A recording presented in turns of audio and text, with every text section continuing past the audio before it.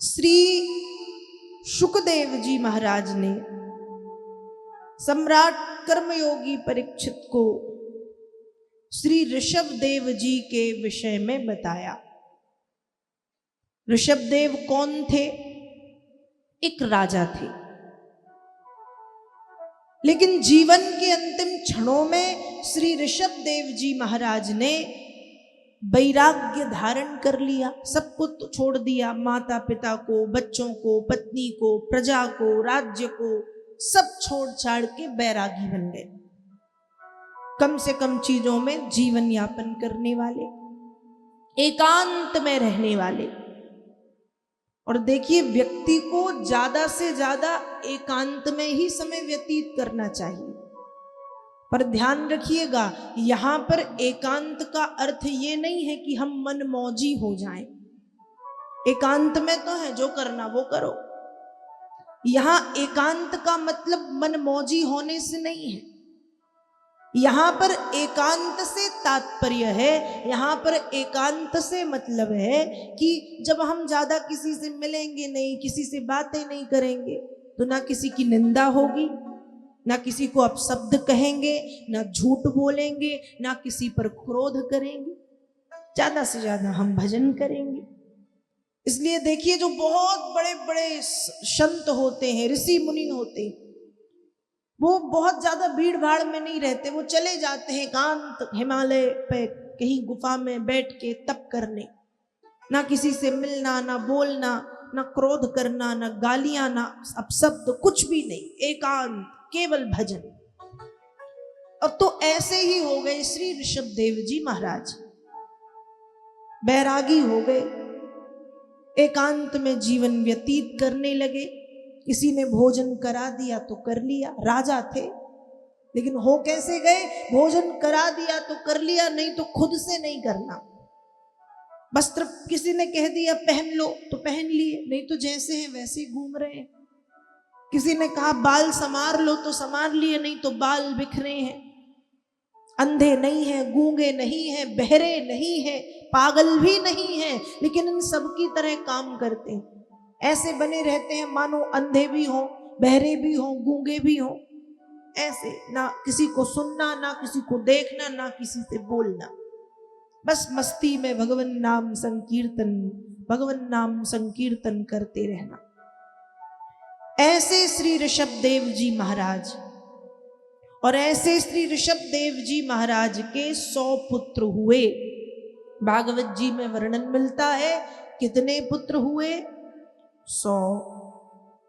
और इनके बड़े पुत्र का नाम है भरत। क्या नाम है? भरत।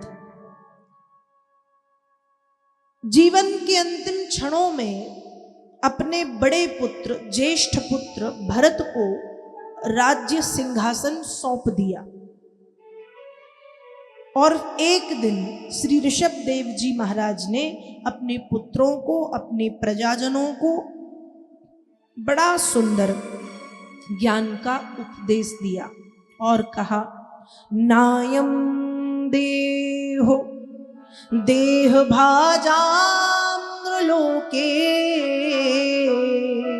कष्टान कामान रहते विंभुजान्ये तपो दिव्यम पुत्र कायेन सत्वम शुद्धये दस्माद ब्रह्म सौख्यम त्वनंतम। ज्ञान का उपदेश दिया है कि हे पुत्रों, हे प्रजाजनों, इस मर्त्य लोक में, इस मृत्यु लोक में, इस मनुष्य लोक में हमें ये जो शरीर मिला है, ये जो देह मिला है, ये जो काया मिली है, ये देह, ये शरीर, ये काया केवल सुखोपभोगों को भोगने के लिए, भोग विलास में लिप्त रहने के लिए, वासनाओं में लिप्त रहने के लिए नहीं मिला है। तो ये शरीर हमें क्यों मिला है? ये शरीर हमें इसलिए मिला है कि इस शरीर को प्राप्त करके हम अपने जीवन के लक्ष्य को प्राप्त कर लें। जीवन का लक्ष्य क्या है? डॉक्टर बनना है, टीचर बनना है, इंजीनियर बनना है, आईएएस आईपीएस बनना है, धर्मगुरु बनना है। जीवन का लक्ष्य क्या है? जीवन का लक्ष्य है भगवत प्राप्ति। जीवन का लक्ष्य है भगवत चरणार बिंद की प्राप्ति। जीवन का लक्ष्य है कि ये बार बार पुनरपि जननम पुनरपि मरणम, बार बार का आना जाना समाप्त हो जाए। जीवन का लक्ष्य ये है। पर हमने कुछ और जीवन के लक्ष्य बना लिए। तो ऋषभ देव जी समझा रहे हैं कि हे पुत्रों, यदि इस मर्त्य लोक में ये शरीर मिला है तो ये भोग विलास में लिप्त होने के लिए नहीं मिला, क्योंकि ये सुख तो जीव जंतु जानवरों को भी मिलता है। जैसे हम अपना भोजन करते हैं, हमारा पेट भर जाता है। गाय बैल पशु पक्षी कुत्ता बिल्ली कीड़े मकोड़े वो अपना भोजन करते हैं, पेट उनका भरता है। आप बताओ, हम भोजन करते हैं तो क्या गाय भूखी सोती है? आपके घर में गाय है भैंसे हैं, आप अपनी गाय भैंसों को चारा नहीं देती? देती है ना। तो यदि हमने भोजन किया तो जानवर भी भोजन करते हैं। हम सोते हैं तो पशु पक्षी भी सोते हैं। देखो शाम होते ही कितनी सारी चिड़िया, कितने सारे कौवे, कितने सारे अनेक अनेक प्रकार के पशु पक्षी लौटने लगते हैं। शाम होते ही अपने अपने घरों को लौट जाते हैं। क्यों? उनको भी पता है रात हो रही है, सोने का समय है, सब लौट जाते हैं। हम सोते हैं तो जानवर भी सोते हैं। हम भोजन करते हैं, जानवर भी भोजन करते हैं। हम संतान उत्पत्ति करते हैं, जानवरों के भी बच्चे होते हैं।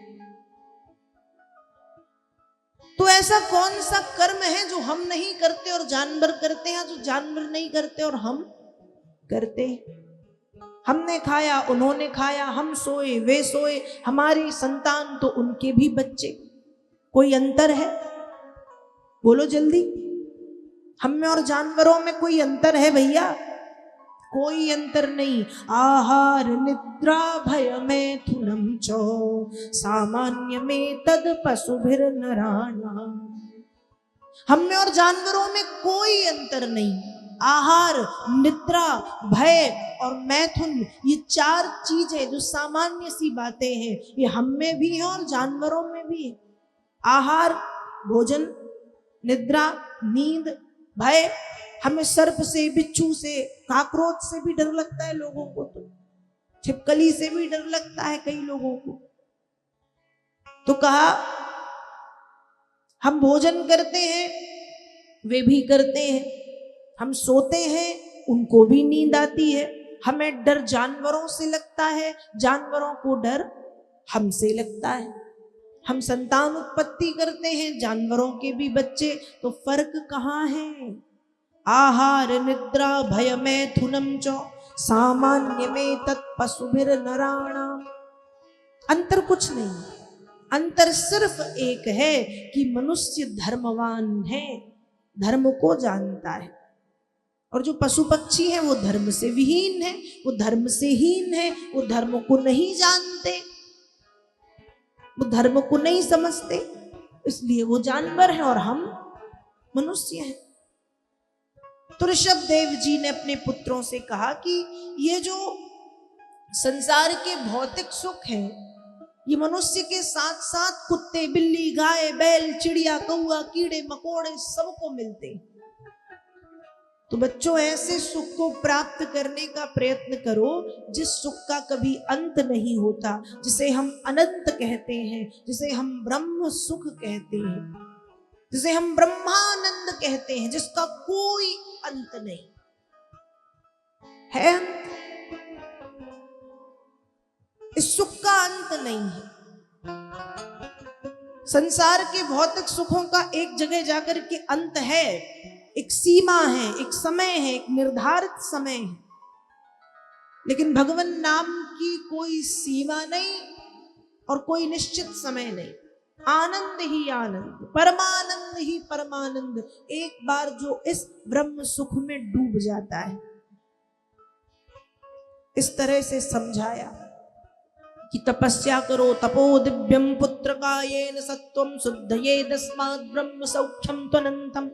जाओ जाओ तपस्या करो और उस ब्रह्म सुख को प्राप्त करने का प्रयत्न करो जिस सुख का कभी अंत नहीं होता, जो अनंतानंत है। जब समझाया, पुत्रों को राज्य पाठ सौंप दिया, बड़े पुत्र भरत को, और ऋषभ देव जी विरक्त हो गए